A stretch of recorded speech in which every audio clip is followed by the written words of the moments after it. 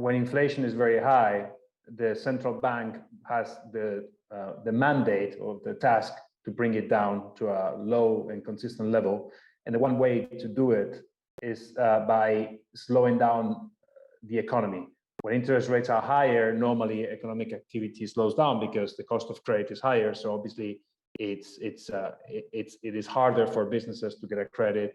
It's most costly for businesses, for people. So that the idea is that basically you bring down economic activity a bit, and inflation should actually follow.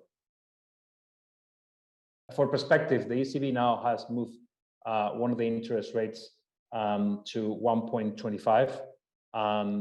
Back in 2000s, 90s, I mean, interest rates routinely would be like 4, 5, 6, 7%. We're talking about interest rates that's still rather low when you look at from a historical perspective. But of course, we come from such a low level of interest rates that the actual movement now it's quite large. So there is obviously an impact, but it's nothing like the interest rates that we used to have, in previous decades.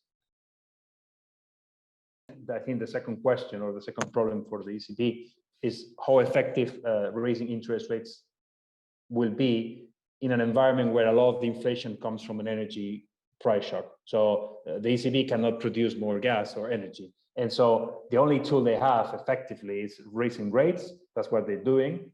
But how effective that will be, it's actually very questionable, because as long as energy prices are this high, inflation is going to remain high, almost regardless of what the ECB does.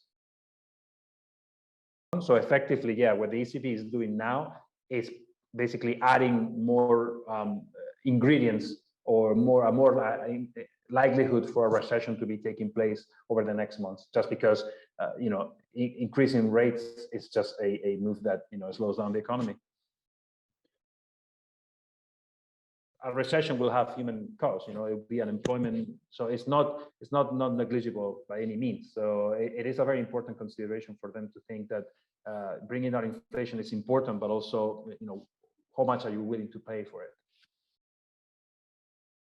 I think it's absolutely necessary. I think the magnitude of the price surge is such that if you don't do that, you basically risking social unrest and economic collapse. So I mean, like the UK just shown the way. I think that the bill that they're going to pass in the UK is probably one of the largest programs, I think, after World War II. So we're talking about a historic event that requires historic intervention, similar to COVID, where the government intervention prevented a further collapse of the economy. I think there's moments like this where we're in a war economy de facto almost. So I think those programs are unavoidable now, and how to deal with the cost is a question that we can deal with later, which obviously will be an important question. The ECB, though, for that particular reason, they actually announced a few months ago a program by which they will actually be able to purchase debt from countries when they consider that these bond yields are moving too much or not driven by fundamentals.